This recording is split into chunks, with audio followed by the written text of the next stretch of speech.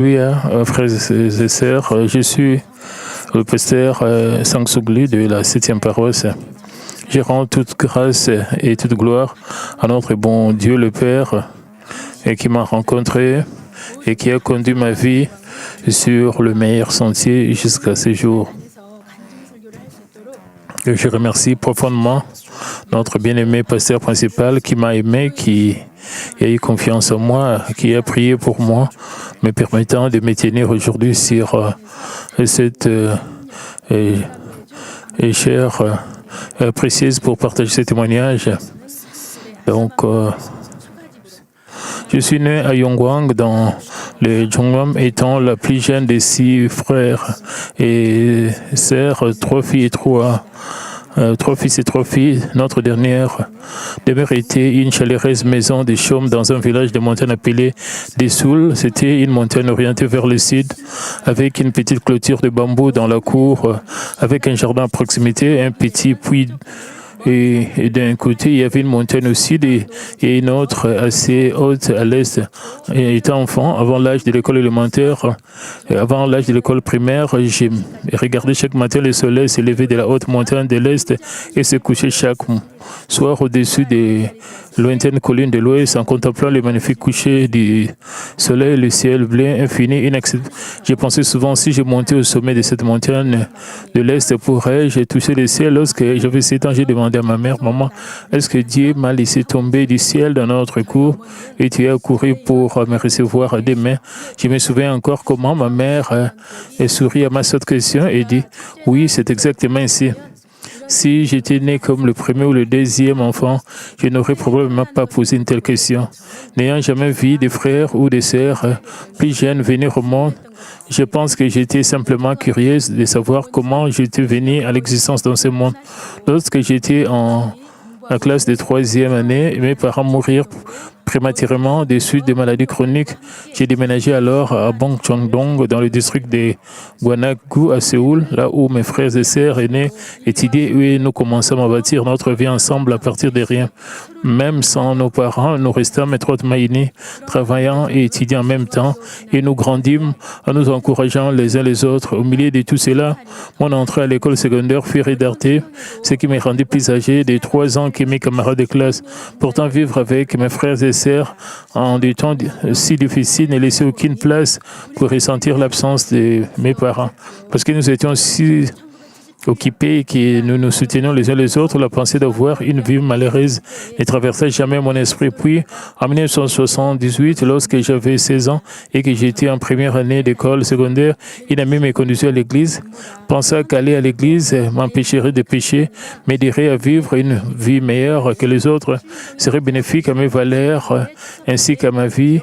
À tous égards, j'ai commencé à fréquenter une église presbytérienne à Chilimdong qui s'y trouve encore aujourd'hui. En avril 1979, le lundi matin de la semaine sainte, juste avant Pâques, je me rendis dans une église proche de ma maison pour mon tout premier culte de l'adoration du matin. Le culte était déjà terminé et à l'intérieur du sanctuaire sombre et non éclairé, certaines personnes étaient à genoux et pleuraient en priant, tandis que des prières chuchotées se faisaient entendre celle-là, bien que troublé par ce spectacle inhabituel, j'ai senti que je devais prier moi aussi.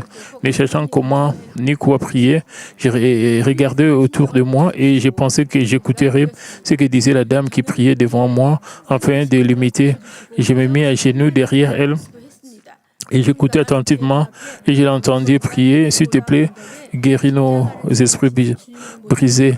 Au moment où même j'ai répété après elle, s'il te plaît, guéris nos esprits brisés, l'image du Seigneur portant la croix et grandissant, la colline obscure de Golgotha apparut devant mes yeux. Un fardeau était suspendu à la croix qu'il portait et à cet instant précis, une voix parla à mon cœur.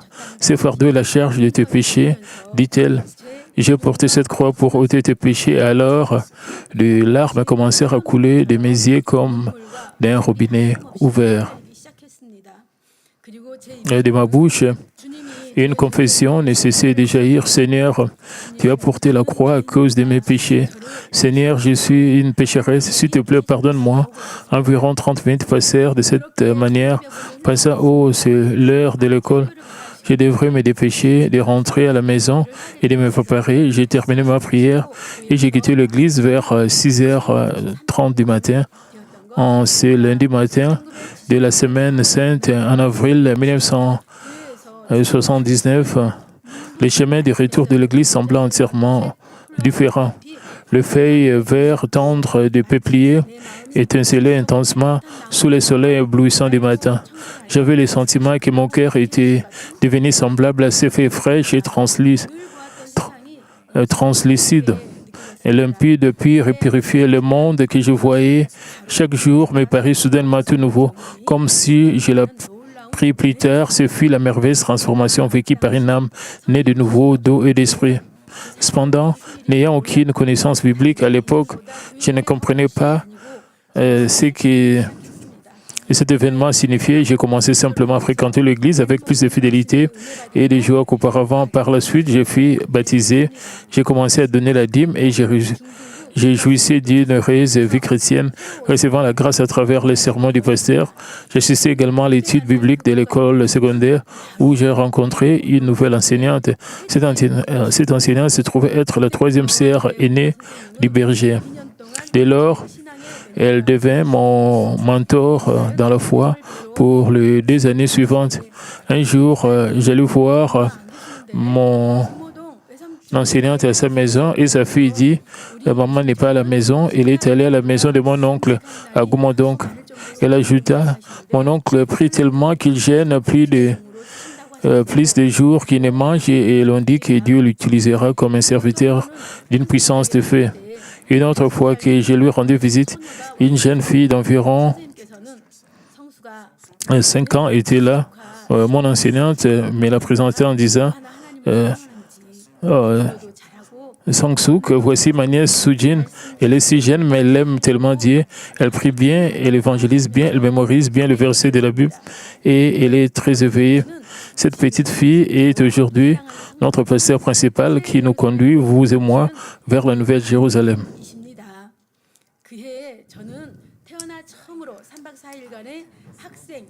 Cette année-là, j'ai participé pour la première fois de ma vie à une retraite d'été pour étudiants d'une durée de 4 jours. L'orateur invité parla de l'enlèvement et de la tribulation de ces temps qui auront lieu dans le dernier temps. Et le message parut incroyablement vivant en mon cœur. Pendant la prière qui suivit les sermons, confronté à la réalité saisissante du ciel pour les croyants et de l'enfer pour les incrédules, j'ai eu l'impression de voir une vision de ma famille non sauvée tomber dans la tribulation de ces temps ou dans un enfer de feu.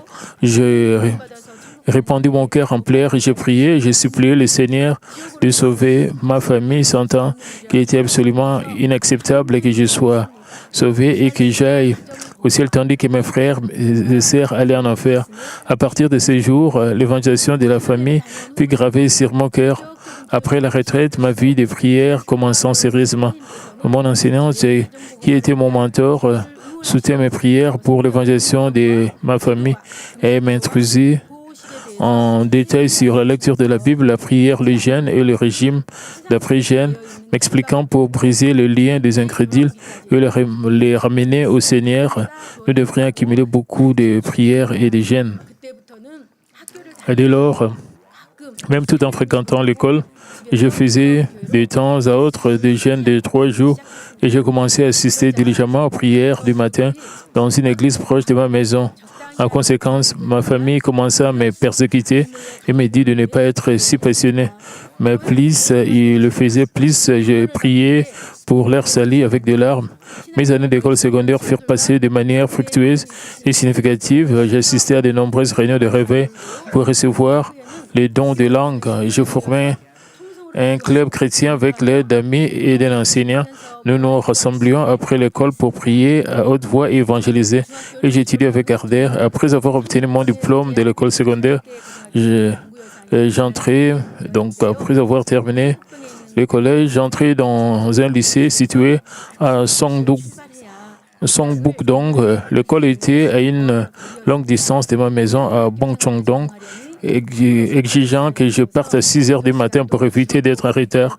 S'efforcer de s'adapter à une nouvelle école rendit ma vie quotidienne incroyablement occupée et mon temps de prière diminua. Pour aggraver les choses, l'enseignante et qui avait été mon mentor fut transférée dans une autre église, me laissant le sentiment d'être comme une brebis qui n'a point de berger. Les nouvelles L'enseignant a enseigné qu'il vaut mieux ne pas recevoir du tout les dons de langue s'il exerçait de manière incorrecte.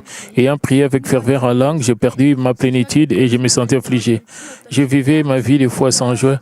Une amie proche de l'école secondaire était entrée dans une école différente, de sorte que nous ne pouvions pas nous rencontrer souvent. Remarquant mon problème, elle me conduisit à une réunion de réveil, m'aidant à retrouver la plénitude spirituelle. Elle me guida vers son église. Grâce à cela, j'ai pu passer les jours du Seigneur avec mon ami de manière assez heureuse. Après environ une année passée à fréquenter l'église de mon ami, j'ai reçu un appel de mon ancienne enseignante. Lorsqu'elle me demanda comment j'allais, et je lui ai dit que j'avais soif spirituellement. Elle dit, Song-suk, il y a une église où tu dois aller maintenant. Viens au culte de la veillée du vendredi, telle date. Cette date était la dernière veillée du vendredi de septembre 1982. Et j'ai fait enfin mon premier pas dans l'église Manmin à Shindebangdong. Deuxièmement, quand j'ai participé à la veillée, je partageais mon témoignage sur la manière dont je suis venu, une servante de Dieu à l'église centrale, ma mère retournant pour un moment dans les années 1900 grâce à une machine remonter le temps. Lorsque j'assistais à mon premier culte de la veillée du vendredi à l'église centrale, l'image de notre berger était l'humilité, l'amour et la sincérité, même par l'inspiration du Saint-Esprit. Son message: pourquoi les enfants de Dieu devraient-ils être vaincus par l'ennemi diable? Vous devez vaincre ardemment et surmonter. Étant été rempli de puissance et d'autorité, c'était un contraste total avec ce que j'avais toujours entendu, à savoir l'esprit est bien disposé, mais la chair est faible, de sorte qu'il nous est difficile de vivre entièrement selon la parole. Cela produisit un grand choc dans mon cœur. Pendant le temps de louange et de prière, je fus témoin d'œuvres merveilleuses de guérison et j'eus le sentiment que Dieu lui-même était présent et agissait. J'ai ressenti aussi de la crainte et du tremblement et j'ai l'impression d'être attiré par un aimant puissant. Après le culte, j'allais directement à l'école sans même avoir le temps de rentrer à la maison. Mon esprit était entièrement rempli du culte de la veillée du vendredi à l'église Manmin. J'ai passé la semaine à compter les jours jusqu'au culte de la veillée suivant. Donc, lorsque j'assistais au culte de la veillée de vendredi pour la deuxième fois, le berger posa ses mains sur ma tête et pria pour moi sur le cœur pur de cette fille qui aime Dieu. S'il te plaît, allume un amour encore plus grand pour toi et qui n'ait même pas le moindre amour pour le monde. Après le culte, j'entrais dans la salle de prière située derrière l'autel, derrière la chair, pleurant, criant pour me repentir de mes faiblesses, de mon manquement, à vivre complètement sur la parole. Puis, avant que je me rende compte, notre bien-aimée Madame Lee Bongding posa sa main chaleureusement sur ma poitrine et pria pour moi. Je fus profondément touché. Je ne pouvais plus rester à l'église que je fréquentais. J'ai dit à mon enseignant là-bas que j'avais trouvé une autre église. Après avoir réussi une prière d'encouragement pour descendre bien spirituellement, j'exprimais mes remerciements. J'assistais ensuite au culte de fondation de notre église Manmin le 10 octobre 1982.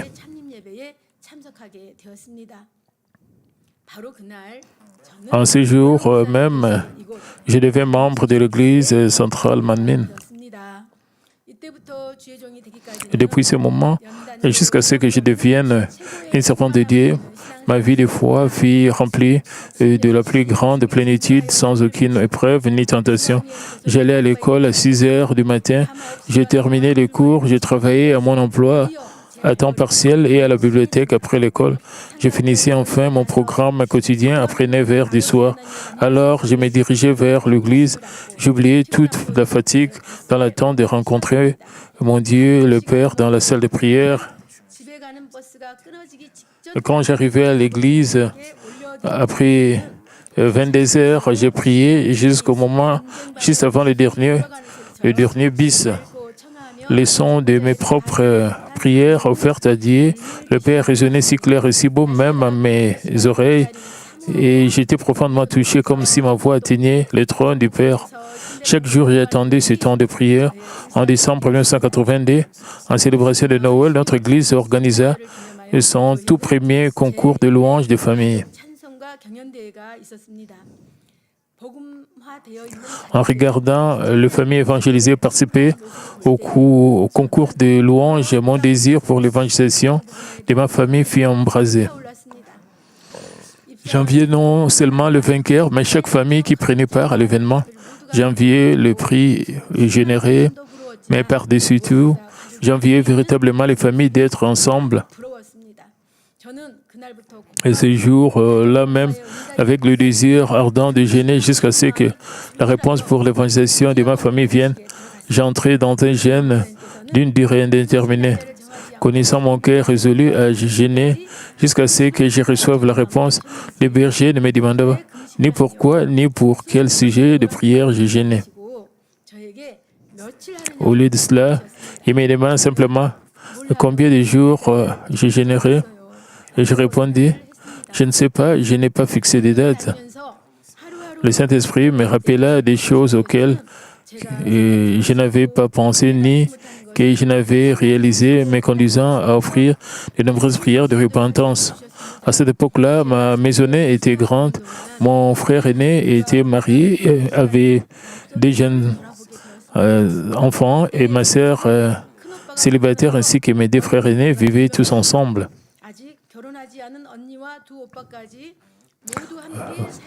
Je regardais en arrière pour voir à quel point j'avais manqué de communication avec ma famille tout en étant complètement absorbé par l'Église. J'ai réalisé que j'avais ignoré le désir de mes frères, mes sœurs de passer du temps avec leurs plus jeunes sœurs et que j'avais manqué de prendre soin de ma nièce et de mon neveu en tant que tante et que je ne parlais pas beaucoup avec ma belle-sœur. À travers cela, j'ai appris que je devais abattre le mur émotionnel avec ma famille avant qu'il ne puisse être évangélisé. Avec ces prières, j'ai achevé mon jeûne le 6e jour. Puis au cours d'une veillée de vendredi au début de l'année 1983, le berger déclarait une bénédiction par l'inspiration du Saint-Esprit, puisque la plénitude de membres plaisait à Dieu. Si nous consacrions 10 jours à prier pour 3 vœux spécifiques, Dieu y répondrait. Cependant, l'affirma qu'il y a une condition à cette prière consacrée. Pendant ces 10 jours, nous ne devions pas nous mettre en colère, ni nous irriter, ni nous disputer, et la réponse sera accordée à ceux qui l'offriraient avec joie et gratitude sans laisser leur cœur être blessé. Il nous fut dit de fixer notre propre temps de prière et de choisir un lieu pour prier avec un cœur déterminé. En ce moment-là, 3 sujets de prière me vinrent immédiatement à l'esprit. Premièrement, l'évangélisation de la famille. Deuxième, le réveil du jardin d'enfants Malmine. Et troisième, mon emploi, puisque j'étais en dernière année de lycée. J'offris avec soin des prières pour ce sujet pendant 10 jours. Pendant cette période de prière consacrée, l'une de mes amies ne cessait de me taquiner et de m'ennuyer. Et il y a eu des moments où j'ai presque de l'irritation. Mais en me disant fermement, je ne dois jamais céder à l'ennemi diable, j'ai maîtrisé mes émotions, gardant mon cœur comme si je marchais sur de la glace mince. Jour après jour, j'ai surmonté et j'ai prié sincèrement pour chaque point. Chaque fois que je finissais une journée de prière, les paroles de Marc 11, 24 m'est revenu à l'esprit. C'est pourquoi je voulais dire tout ce que vous demanderez en priant, croyez que vous l'avez reçu et vous le verrez s'accomplir. Au commencement de l'année 1983, je fus nommée enseignante au jardin d'enfants, mais il n'y avait pas un seul enfant dans le département, tandis que les enseignants des autres classes enseignaient les études bibliques. Il n'y avait point d'enfants, de sorte que je sortais autour de l'église pendant ces temps pour évangéliser les jeunes enfants.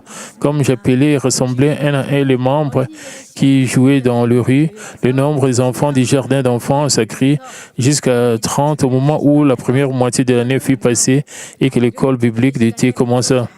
Le dimanche, j'arrivais à l'église une heure avant le culte des enfants pour visiter la maison des enfants, rencontrer leurs parents et leur demander d'envoyer leurs enfants au culte à l'heure. J'ai dirigé 30 enfants à moi seul et ils m'appelaient de toutes parts disant « Enseignante, donne-moi de l'eau » ou « Enseignante, je vais aller aux toilettes ». Finalement, je devenais trop occupé. L'école du dimanche des enfants me fournit une enseignante assistante. Parmi les enfants du jardin, donc vers le mois de novembre, dans la seconde moitié de l'année 1983, le berger m'a dit que Dieu avait dirigé les choses pour que je travaille au bureau de l'église après l'absence de mon pour m'occuper des fonctions administratives générales. Il m'a instruit de commencer à y travailler. Après, j'ai retenu mon diplôme. Ainsi, je fus capable de travailler dans la plus belle maison du Père dans ce monde, et tout comme la confession de Psaume 84 dit, mieux vaut un jour dans le parvis que 1000 ailleurs. Je préfère me tenir sur le seuil de la maison de mon Dieu plutôt que d'habiter sous le temps de la méchanceté. Lorsque j'ai prié pour un emploi, j'avais demandé, même si le salaire n'est pas élevé, s'il te plaît, laisse-moi travailler dans un lieu où je peux faire beaucoup de l'œuvre de Dieu, une compagnie exempte de l'odeur de la fumée des cigarettes. Quant à l'évangélisation de la famille, puisque j'avais offert même un jeûne de 6 jours, j'ai supplié avec un cœur d'amour encore plus grand pendant la prière consacrée de 2 jours. Un jour au début de l'année 1983, avant que le printemps n'arrivât, il faisait encore assez froid lorsque ma belle-sœur fut saisie d'un grand mal de corps et se tenait couchée dans sa chambre. J'entrai dans sa chambre et lui demandai « Es-tu très malade, sœur ?» Lorsqu'elle dit que ses jambes lui faisaient mal, j'ai demandé « Sœur, puis-je les masser pour toi ?» J'ai massé ses jambes et j'ai dit « Sœur, laisse-moi prier pour toi. » J'ai posé ensuite ma main sur sa jambe et j'ai prié. D'ordinaire, lorsque je lui demandais d'aller à l'église, ma belle-sœur disait tranquillement « J'ai peur de devenir comme toi de sorte que j'irai à l'église catholique plus tard. » Mais ce jour-là, elle partagea un profond souci. Son second enfant, âgé d'1 an, avait une otite moyenne. Cela s'améliorait brièvement avec des médicaments ou des visites à l'hôpital, mais cela ne cessait de rechuter. Elle était inquiète parce que l'oreille du bébé coulait et sentait mauvais. À ce moment-là, je lui parlais de guérison et de la puissance dans notre église et je l'invitais. À ma grande surprise, elle mit le bébé sur son dos et me suivit à la veillée de vendredi. Elle revint encore la semaine suivante. Comme elle continuait d'y assister, étant témoin de la grâce fervente et de la parole de Dieu et de guérison divine, l'affection de l'otite de mon neveu disparaît complètement. Ma belle-sœur commençant à assister à notre église chaque dimanche avec ses 2 enfants. Mon frère aîné lui dit « Je ne t'en empêcherai pas, mais ne me demande pas d'y aller et ne laisse pas l'église visiter notre maison. » Cependant, notre Madame Lebangnim, connaissant ma soif pour l'évangélisation de ma famille, choisit un jour où j'étais à la maison après l'école pour nous visiter. Ma belle-sœur et moi réussissime la visite ensemble. Ce soir-là, mon frère rentra à la maison et demanda avec colère si l'église avait fait une visite. Puis après, un accident arriva. Alors que ma nièce aînée jouait dans ma chambre, un fer à repasser tomba de l'armoire et frappa sa tête. L'enfant pleurait de manière hystérique et mon frère, qui aimait grandement sa fille, fut pris de panique. En cet instant même, je l'ai pris, la mené dans ma chambre et j'ai prié. Bientôt, comme si de rien n'était, elle tomba dans un sommeil paisible dans mes bras. Et puis après, un changement s'opéra chez mon frère. Il dit qu'il irait à l'église et se joignit à ma belle-sœur pour la veille de vendredi. Cette nuit-là, il reçut une immense grâce de repentance. Dès lors, il lisait la Bible et priait avec plus de zèle que quiconque. Tout au long de l'année 1983, ma famille entière s'enregistrait à l'église, devenant la toute première famille entièrement évangélisée cette année-là. Ainsi, tous les 3 sujets de prière des 10 jours porteurs de beaux et précieux fruits.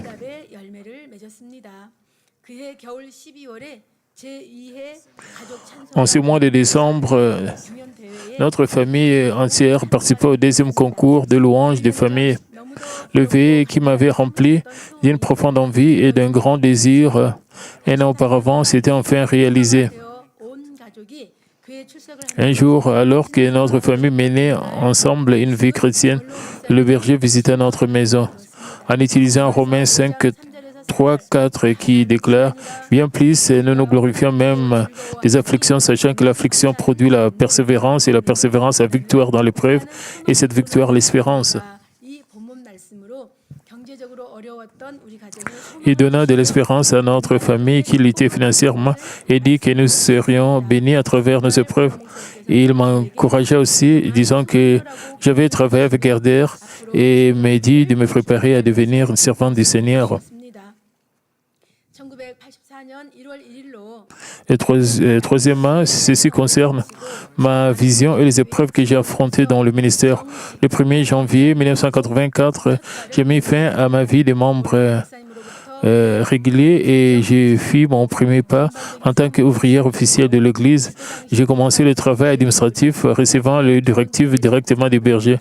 Les ouvriers de l'Église qui étaient appelés à cette époque assistaient aux réunions de prière au centre de prière. Ma mine allait au séminaire la nuit et se joignait parfois aux bergers lors de ces visites. Et ils étaient dévoués à l'œuvre de Dieu et s'exerçaient durement. Pour ma part, pendant les semaines où le berger était absent pour la prière, j'étais occupé à gérer l'assiduité à la prière du matin des ouvriers de l'Église, à effectuer des opérations bancaires pour les églises rurales non établies et à fournir des jetons de bis aux dévots de la prière qui se trouvaient dans une situation financière difficile. Je m'occupais également des statistiques hebdomadaires des offrandes pour exécuter parfaitement les directives détaillées, méticuleuses et précises données par les bergers 24 heures par jour ne suffisaient simplement pas.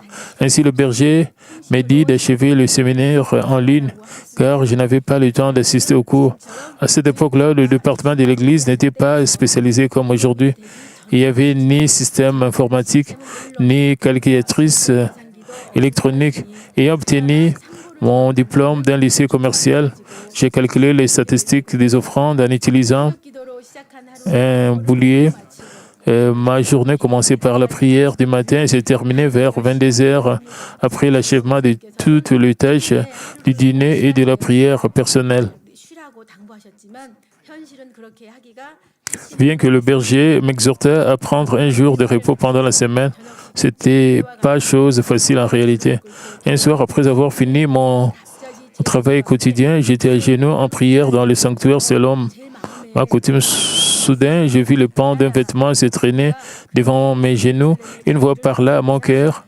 Ma fille, désires-tu aller à la Nouvelle-Jérusalem à ce point?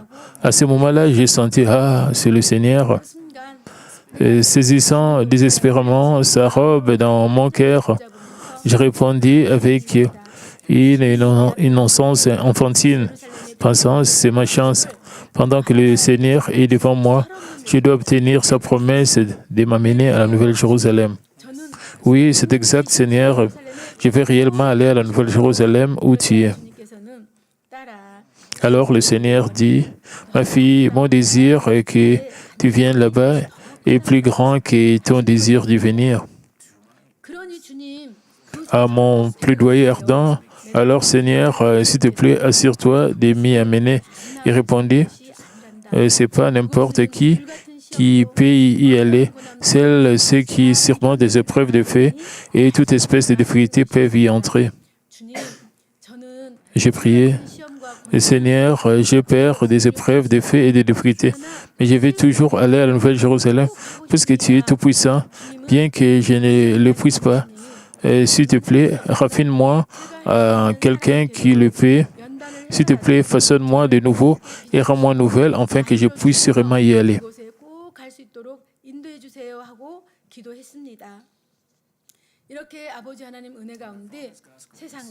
Et sous la grâce de Dieu le Père, passant des jours semblables aux paroles du cantique, remplis de sa bonté, perdus dans son amour, veillant et attendant, regardant en haut, J'ai appris chaque domaine des affaires de l'Église et le système commençait à prendre forme. Comme l'Église connaissait un grand réveil, et nous déménageâmes au bâtiment d'Hongkong à Debangdong au début de l'année 1985, déclenché par la première réunion de réveil. De plus en plus d'âmes de tous les horizons affluèrent et le nombre des ouvriers de l'Église s'accrut rapidement. Puis un jour d'octobre 1985, pendant un culte de veillée de vendredi, le berger me dit que par l'inspiration du Saint-Esprit, je devais remettre tout le travail administratif à un autre ouvrier et l'accompagner vers son lieu de prière afin de m'armer de la parole et de la prière. Remettant toutes les fonctions du bureau et qui m'étaient devenues une seconde nature au cours de la dernière année et 10 mois, je fus guidé sur un nouveau sentier. À cet instant même, je me rappelais la prière du passé lorsque j'avais brièvement senti la présence du Seigneur et entendu sa voix dans mon cœur, me souvenant comment j'avais ardemment supplié avec un grand désir pour la nouvelle Jérusalem. J'ai eu la certitude que ce sentier était destiné à me conduire vers ce lieu magnifique. Le cœur palpitant, rempli d'exaltation et de crainte, j'ai commencé à accompagner le berger vers le lieu de prière. Le berger m'instruisit de ne point perdre de temps là-bas avec les nettoyages ou les tâches physiques, mais de me concentrer pleinement à m'armer de la prière et de la parole. Puisque le berger ne prenait pas de petits déjeuners, je ne pouvais le voir qu'à l'heure du déjeuner. L'après-midi, j'étais capable de me joindre à lui pendant ses prières avant de recevoir la parole et pendant le temps où il recevait la parole. Après cela, nous avions une brève conversation autour d'une très petite collation et une fois qu'il était entré dans sa chambre, je le voyais de nouveau au dîner. Il était toujours discipliné et sa routine quotidienne était parfaitement ordonnée et demeuré dans le même espace avec lui exigeait des grands soins et était parfois difficile, mais il était toujours chaleureux et intentionné et manifestant de la considération fait que je me sentisse point mal à l'aise. Chaque dimanche, notre bien-aimée Madame Libongni m'a préparé des repas et des plats d'accompagnement, servant exactement le même plat depuis le lundi jusqu'à ce que nous quittions le lieu le vendredi. J'ai ressenti le désir de préparer au moins un autre plat d'accompagnement vers le mercredi ou le jeudi. J'étais un peu désolé pour cela. Et cependant, à chaque fois que je lui apportais un nouveau plat d'accompagnement, le berger demandait « Sommes-nous à court de plats de la maison ?»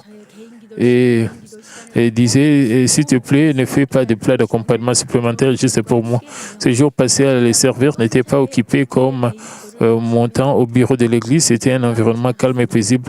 Une journée passée après avoir passé du temps dans la prière personnelle le matin, s'être rejointe à la prière de l'après-midi pour recevoir la parole. Après avoir prié individuellement une fois de plus, après le dîner, au milieu de cela, j'achevais également mon cours en ligne au séminaire presbytérien. Au début de l'année 1986, un message me parvint par l'inspiration du Saint-Esprit. Tu es une personne qui ne me trahira pas jusqu'à la fin et qui entrera en moi. Tu dois parvenir à la sainteté et à mesure que tes natures mauvaises seront révélées à l'avenir, tu dois les dépouiller et toutes et abandonner toi-même. À cette époque, je ne comprenais pas pleinement ce que cela signifiait. À mesure que le temps passait, se tenir devant le berger donnait l'impression que même le mal caché au plus profond de mon cœur est exposé. La confession de Pierre, Seigneur, retire-toi de moi parce que tu es un homme pécheur, devint la confession même de mon propre cœur. Un jour, comme s'il connaissait mon cœur, le berger dit, dis-moi si tu es curieuse de quelque chose et demandant, et quel sujet de prière et te fait tant de pleurer en prière chaque nuit. Je répondis, pasteur principal, je suis profondément affligé parce que j'ai tellement de mal. En entendant cela, il dit, tu as décroché le gros lot. Expliquant, tu peux le dépouiller au fur et à mesure qu'il est découvert. C'est donc un gros lot.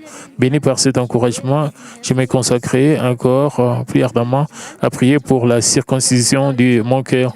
À la fin de l'automne 1988, après 3 années passées à prier de cette manière, j'ai pu sentir que la jalousie et la solitude avaient toutes disparu de mon cœur et je me sentais heureuse quand les autres réussissaient mieux que moi, même si je me dissolvais comme les sels sans mon nom ni lumière, tout en faisant briller les autres. Une joie et une gratitude que personne ne pouvait ravir vers sur moi en raison du Saint-Esprit et de la vérité en moi. Je me réveillais heureuse, mon désir de dépendre des hommes disparus, et je pouvais jouir d'une véritable gratitude à travers la vérité plutôt qu'une gratitude fondée sur des conditions.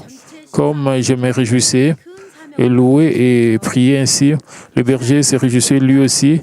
Il me donna alors le titre pasteur principal pour la visite et me dit de prendre soin des membres chaque fois que j'en avais le temps. Entrant dans les années 1990, j'en viens à servir dans de nombreux rôles, y compris directrice du département des étudiants et dirigeante de paroisse. À partir de ces moments, j'ai commencé à suivre mes propres pensées, même lorsque j'ai désobéi involontairement au berger. Et je ne m'en rendais pas compte. Avec la désobéissance accumulée, des pensées charnelles s'introduisaient progressivement, mais je ne pouvais pas les réaliser car mes yeux spirituels étaient aveuglés. Tout comme les paroles de 1 Corinthiens 10:12 déclare ainsi donc que celui qui croit être debout prenne garde de tomber. Même lorsque le berger me conseillait de temps en temps, j'étais aveuglé par mes propres pensées et ne pouvais comprendre le sens de ces paroles, passant des jours regrettables sur le plan spirituel. Au milieu de cela, vers la fin des années 1990, j'achevais mon service à son lieu de prière et me consacrer entièrement sur mon ministère en tant que servant de Dieu.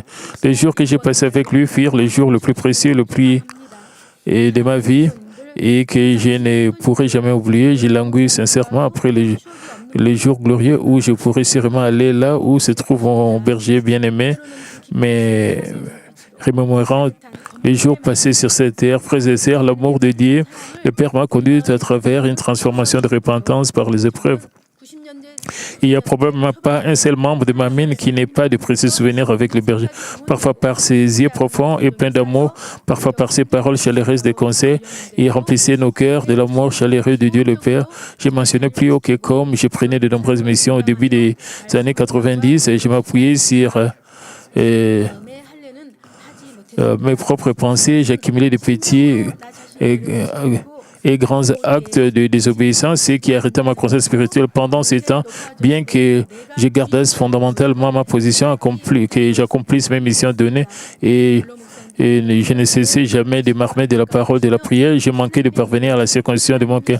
C'était parce que je ne m'étais pas véritablement abandonné moi-même sans le réaliser. Je m'étais enorgueilli par ma connaissance de la vérité, ignorant complètement que j'étais devenu mon propre maître. Mais voyant si le berger avait de la peine et s'efforçait de m'éveiller, disant l'œuvre de Dieu est faite par Dieu. Si tu te forces de le faire toi-même, c'est seulement épuisant et tu ne récolteras qu'autant que tu as peiné. Cependant, enfermé dans mes propres pensées, mes propres cadres, je ne pouvais pas comprendre. Ainsi, je ne pouvais pas acquérir un cœur d'esprit ou bien cœur sanctifié.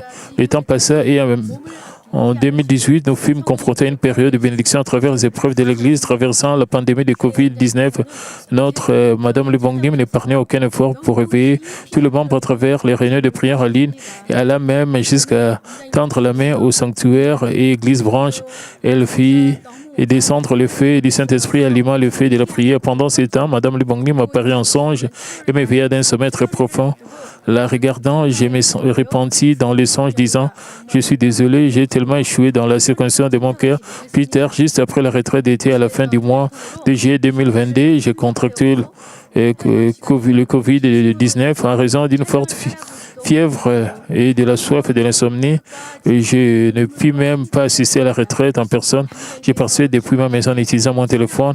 Pendant le temps du camp, je ne pouvais pas chanter en chœur à cause de la toux, de sorte que je me joignis du commencement à la fin en larmes, en fredonnant. Lorsque le pasteur principal chanta la chanson style, j'ai répandu de nombreuses larmes, me sentant si reconnaissante pour le pasteur principal qui m'avait et qui n'avait exercé son ministère que dans l'obéissance, surmontant le temps de preuve pour paraître comme de l'or pur, conduisant les membres de Manmin à raison d'une grande insomnie. Il y avait des jours où je ne pouvais dormir que pendant 30 minutes sur 2 jours. Mais cette nuit-là, après le feu des camps, j'ai dormi profondément pendant 6 heures sans me réveiller. Avec cette retraite comme point de tournant, le toucher d'amour et des raffinements de Dieu le Père, commençant sérieusement, enfin, de me briser et de me changer complètement. Bien que j'ai voulu me rétablir rapidement du Covid-19 et retourner à la routine quotidiennement.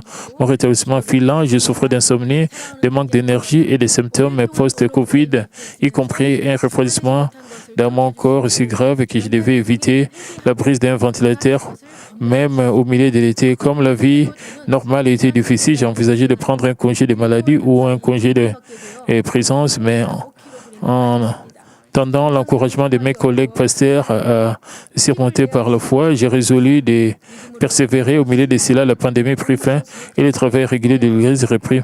Vers cette époque,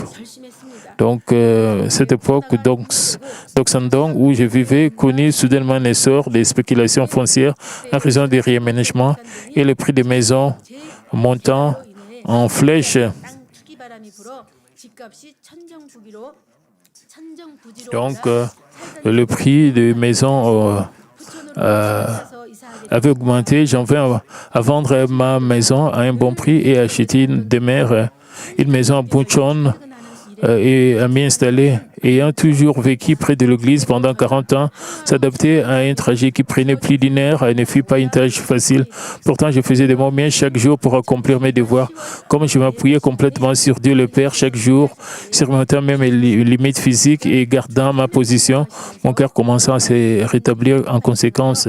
원장님께서 원로 목사님께 말씀을 드렸는데 원로 목사님께서는 이수진 목사는 아직도 그런 것이 생기나요 하셔서 Il y a plusieurs années, 말씀을 들으신 후에 혓바늘은 이제 나와 상관이 없는 것으로 le pasteur principal avait des problèmes avec sa langue et le berger lui a prodigué des conseils. Elle s'est débarrassée de ses pensées charnelles et prêtait plus attention à sa langue. Et cela n'a pas eu lieu. Je me suis souvenu de cela. Et je voulais aussi appliquer cela pour moi-même. Donc, pour éviter le lourd embouteillage des heures de pointe, j'ai commencé à arriver au sanctuaire du séminaire des heures à l'avance pour prier individuellement environ 1 an et demi après avoir commencé cette prière, parce que Dieu le Père a répandu sur moi la grâce de la repentance comme de l'île. Il m'a fait réaliser que ma vie manquait de prospérité depuis que j'avais désobéi au berger. Il me montra les champs de mon cœur étaient devenus envahis de toutes sortes de mauvaises herbes et que j'avais cessé de se consommer. Il m'a donné la grâce d'une profonde repentance qui secouait et évita le mot d'origine en moi. De plus, la grâce et l'amour que Dieu le Père a répandu dans notre Église lors de chaque retraite d'été et du culte de fondation me remplirent d'une grâce nouvelle pour me découvrir et me réaliser moi-même.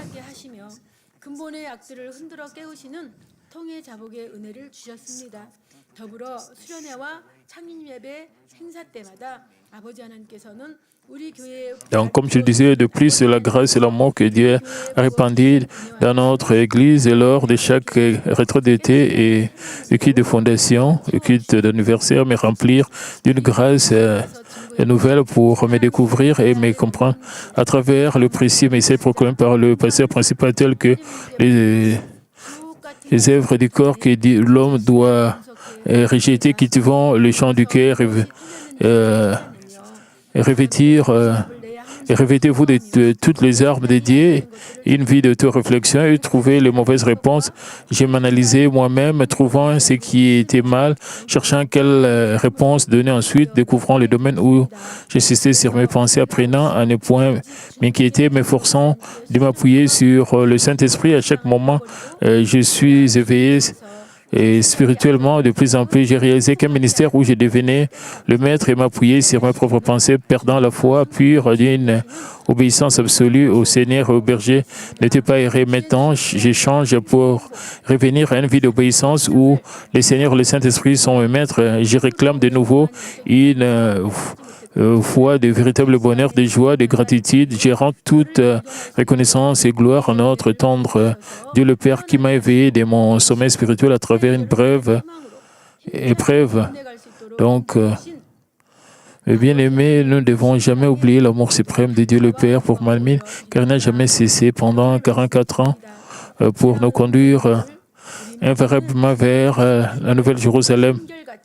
Donc, nous ne pouvons jamais oublier l'amour de Dieu pour Malmine. Et Dieu continue à nous guider vers la Nouvelle Jérusalem. Apocalypse 3 et 15 et 16 déclarent « Je connais tes œuvres, je sais que tu n'es ni froid ni bouillant. Puisses-tu être froid ou bouillant, ainsi parce que tu es tiède et que tu n'es ni froid ni bouillant, je te vomirai de ma bouche. » C'est pourquoi nous devons garder à l'esprit qu'une foi tiède et une foi de compromis nous séduiront jusqu'à nous faire servir sans que nous les chassons à l'ennemi diable. Nous devons réaliser que la vie la plus heureuse est d'être remplie du Saint-Esprit par des prières ardentes et menant une vie de foi fervente. De plus, Galates 2, 20 dit « J'ai été crucifié avec Christ, et si je vis, c'est plus moi qui vis, mais c'est Christ qui vit en moi. Et si je vis dans la chair, je vis dans la foi au Fils de Dieu, qui m'a aimé et qui s'est livré lui-même pour moi. » Et c'est pourquoi, gravant dans nos cœurs que nous dépouiller nous-mêmes et laisser Christ vivre en nous par l'obéissance et la vie la plus précieuse et la plus noble, nous devons courir jusqu'au jour où le Seigneur reviendra, menant une vie de renoncement à soi-même à chaque moment. J'ai pris au nom du Seigneur que nous tous subissons la culture humaine dans nos vies sur terre, nous devenons de véritables vainqueurs et de glorieux citoyens de la Nouvelle Jérusalem.